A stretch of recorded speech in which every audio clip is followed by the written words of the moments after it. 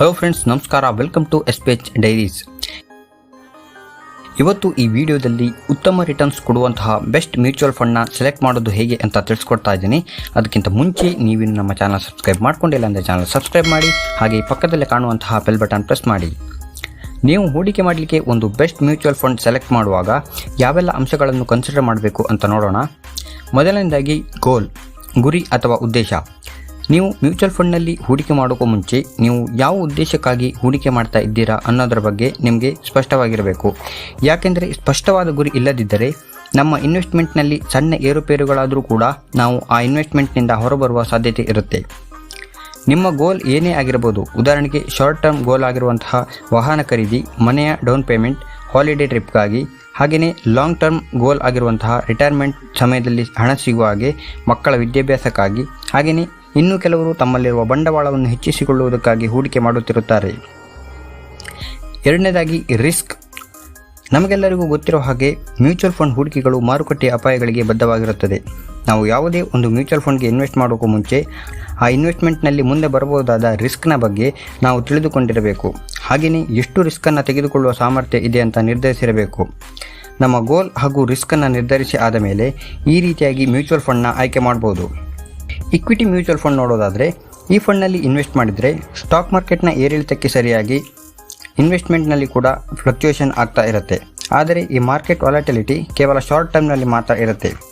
ಇದರಲ್ಲಿ ಹೇಗೆ ರಿಸ್ಕ್ ಜಾಸ್ತಿ ಇರುತ್ತೋ ಹಾಗೆಯೇ ರಿಟರ್ನ್ ಕೂಡ ಜಾಸ್ತಿನೇ ಇರುತ್ತೆ. ಹಾಗಾಗಿ ಭವಿಷ್ಯದಲ್ಲಿ ಉತ್ತಮ ರಿಟರ್ನ್ ಪಡೆಯಬೇಕೆನ್ನುವ ಲಾಂಗ್ ಟರ್ಮ್ ಹೂಡಿಕೆದಾರರು ಇದರಲ್ಲಿ ಇನ್ವೆಸ್ಟ್ಮೆಂಟ್ ಮಾಡ್ಬೋದು.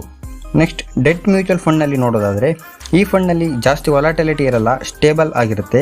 ಆದರೆ ರಿಟರ್ನ್ಸ್ ಪ್ರಮಾಣ ಸ್ವಲ್ಪ ಕಮ್ಮಿ ಇರುತ್ತೆ. ಈ ಫಂಡ್ನಲ್ಲಿ ಶಾರ್ಟ್ ಟರ್ಮ್ಗೆ ತಮ್ಮ ಇನ್ವೆಸ್ಟ್ಮೆಂಟ್ ಸೇಫ್ ಆಗಿ ಹಾಗೆ ಸ್ವಲ್ಪ ಮಟ್ಟದ ರಿಟರ್ನ್ ನಿರೀಕ್ಷೆ ಮಾಡುವವರು ಹೂಡಿಕೆ ಮಾಡಬಹುದು. ಹೀಗೆ short term, mid term, long term ಅವಧಿಗೆ ಅನುಗುಣವಾಗಿ ಹಾಗೆ low risk, medium risk, high ರಿಸ್ಕ್ನ ಕನ್ಸಿಡರ್ ಮಾಡಿ ನೀವು ನಿಮಗೆ ಸರಿ ಹೊಂದುವ ಮ್ಯೂಚುವಲ್ ಫಂಡ್ನ ಸೆಲೆಕ್ಟ್ ಮಾಡ್ಬೋದು. ನೆಕ್ಸ್ಟ್, ಫಂಡ್ ಪರ್ಫಾರ್ಮೆನ್ಸ್ ಹಾಗೂ ಫಂಡ್ ಮ್ಯಾನೇಜರ್ ಪರ್ಫಾರ್ಮೆನ್ಸ್. ಹಿಂದಿನ ಬೆಂಚ್ಮಾರ್ಕ್ಗಿಂತ ಈ ಫಂಡ್ ಮ್ಯಾನೇಜರ್ ಹೇಗೆ ಪರ್ಫಾರ್ಮ್ ಮಾಡಿದ್ದಾನೆ ಅಂತ ನೋಡಬೇಕಾಗುತ್ತೆ. ಈ ಫಂಡ್ ಮ್ಯಾನೇಜರ್ನ ಬಳಿ ಬೆಸ್ಟ್ ಸ್ಟಾಕ್ ಪಿಕಿಂಗ್ ಎಬಿಲಿಟಿ ಅಥವಾ ಸ್ಕಿಲ್ ಇದೆಯಾ? ಸ್ಟಾಕ್ ಪಿಕಿಂಗ್ನಲ್ಲಿ ಈ ಫಂಡ್ ಮ್ಯಾನೇಜರ್ನ ಟ್ರ್ಯಾಕ್ ರೆಕಾರ್ಡ್ ಹೇಗಿದೆ ಅಂತ ಚೆಕ್ ಮಾಡ್ಕೊಳ್ಳಿ. ಹಾಗೆಯೇ ಆ ಫಂಡ್ ಮ್ಯಾನೇಜರ್ನ ಎಕ್ಸ್ಪೀರಿಯನ್ಸ್ ಕೂಡ ಚೆಕ್ ಮಾಡ್ಕೋಬೇಕು. ನೆಕ್ಸ್ಟ್, ಎಕ್ಸ್ಪೆನ್ಸ್ ರೇಷೋ ಅಂದರೆ ಅಸೆಟ್ ಮ್ಯಾನೇಜ್ಮೆಂಟ್ ಕಂಪನಿಗಳು ಅಥವಾ ಫಂಡ್ ಮ್ಯಾನೇಜರ್ಗಳು ನಮ್ಮ ಇನ್ವೆಸ್ಟ್ಮೆಂಟ್ ಮ್ಯಾನೇಜ್ ಮಾಡಲಿಕ್ಕೆ ಚಾರ್ಜ್ ಮಾಡುವಂಥ ಫೀಸ್ ಆಗಿರುತ್ತೆ. ಈ ಚಾರ್ಜಸ್ನಲ್ಲಿ annual operating cost, management fees, allocation charges, advertising cost ಎಲ್ಲ ಸೇರಿರುತ್ತೆ. ನೀವು ಮ್ಯೂಚುವಲ್ ಫಂಡ್ ಸೆಲೆಕ್ಟ್ ಮಾಡುವಾಗ ಎಕ್ಸ್ಪೆನ್ಸ್ ರೇಷಿಯೋ ಕಮ್ಮಿ ಇರುವಂತಹ ಫಂಡನ್ನು ಆಯ್ಕೆ ಮಾಡಬೇಕು. ಎಕ್ಸ್ಪೆನ್ಸ್ ರೇಷಿಯೋ ಕಡಿಮೆ ಅಂತ ಅನಿಸಿದ್ರು ನಮ್ಮ ಟೋಟಲ್ ಇನ್ವೆಸ್ಟ್ಮೆಂಟ್ಗೆ ಕ್ಯಾಲ್ಕುಲೇಟ್ ಮಾಡುವಾಗ ತುಂಬ ದೊಡ್ಡ ಮೊತ್ತವಾಗುತ್ತೆ. ನೆಕ್ಸ್ಟ್, ಎಂಟ್ರಿ ಹಾಗೂ ಎಕ್ಸಿಟ್ ಲೋಡ್. ಇಲ್ಲಿ ಎಂಟ್ರಿ ಲೋಡ್ ಅಂದರೆ ಮ್ಯೂಚುವಲ್ ಫಂಡ್ನಲ್ಲಿ ಇನ್ವೆಸ್ಟ್ಮೆಂಟ್ ಪ್ರಾರಂಭಿಸುವಾಗ ಫಂಡ್ ಹೌಸ್ ಅವರು ಚಾರ್ಜ್ ಮಾಡುವಂಥ ಫೀಸ್. ಎಕ್ಸಿಟ್ ಲೋಡ್ ಅಂದರೆ ನಾವು ಮ್ಯೂಚುವಲ್ ಫಂಡ್ ಇನ್ವೆಸ್ಟ್ಮೆಂಟ್ ಕ್ಲೋಸ್ ಮಾಡಿ ಎಕ್ಸಿಟ್ ಆಗುವಾಗ ಚಾರ್ಜಸ್ ಮಾಡುವಂತಹ ಫೀಸ್. ಹಾಗಾಗಿ ಮ್ಯೂಚುವಲ್ ಫಂಡ್ನ ಸೆಲೆಕ್ಟ್ ಮಾಡುವಾಗ 0 ಅಥವಾ ಕಮ್ಮಿ ಮೊತ್ತದ ಎಂಟ್ರಿ ಹಾಗೂ ಎಕ್ಸಿಟ್ ಲೋಡ್ ಇರುವಂತಹ ಫಂಡನ್ನು ಆಯ್ಕೆ ಮಾಡಬೇಕು. Next, taxes. ನೀವೊಬ್ಬ ಇನ್ವೆಸ್ಟರ್ ಆಗಿ ಇನ್ವೆಸ್ಟ್ಮೆಂಟ್ನಿಂದ ರಿಟರ್ನ್ಸ್ ಪಡೆದುಕೊಂಡ್ರೆ ಅದು ಟ್ಯಾಕ್ಸೇಬಲ್ ಆಗಿರುತ್ತೆ.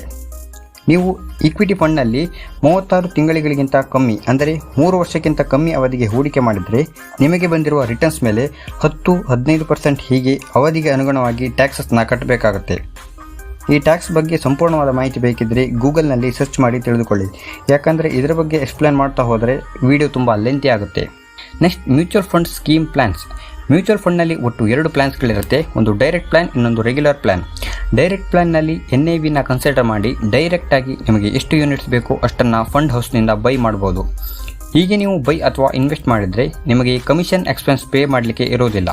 ಅದೇ ನೀವು ರೆಗ್ಯುಲರ್ ಪ್ಲ್ಯಾನ್ನಲ್ಲಿ ಮ್ಯೂಚುವಲ್ ಫಂಡ್ ಯೂನಿಟ್ಸ್ನ ಕಮಿಷನರ್ ಅಥವಾ ಬ್ರೋಕರ್ ಮುಖಾಂತರ ಬೈ ಮಾಡಿದರೆ ನೀವು ಕಮಿಷನ್ ಎಕ್ಸ್ಪೆನ್ಸ್ ಪೇ ಮಾಡಬೇಕಾಗುತ್ತೆ. ಈ ಎಲ್ಲ ಅಂಶಗಳನ್ನು ಕನ್ಸಿಡರ್ ಮಾಡಿ ನೀವು ಒಂದು ಬೆಸ್ಟ್ ಮ್ಯೂಚುವಲ್ ಫಂಡ್ನ ಸೆಲೆಕ್ಟ್ ಮಾಡ್ಬೋದು ಅಂತ ಒಂದು ನನ್ನ ಅನಿಸಿಕೆ. ನಿಮಗೆ ಈ ವಿಡಿಯೋ ಇಷ್ಟ ಆದರೆ ವಿಡಿಯೋನ ಲೈಕ್ ಮಾಡಿ, ಹಾಗೆ ನಿಮ್ಮ ಫ್ರೆಂಡ್ಸ್ ಜೊತೆ ಶೇರ್ ಮಾಡಿ. Thanks for watching.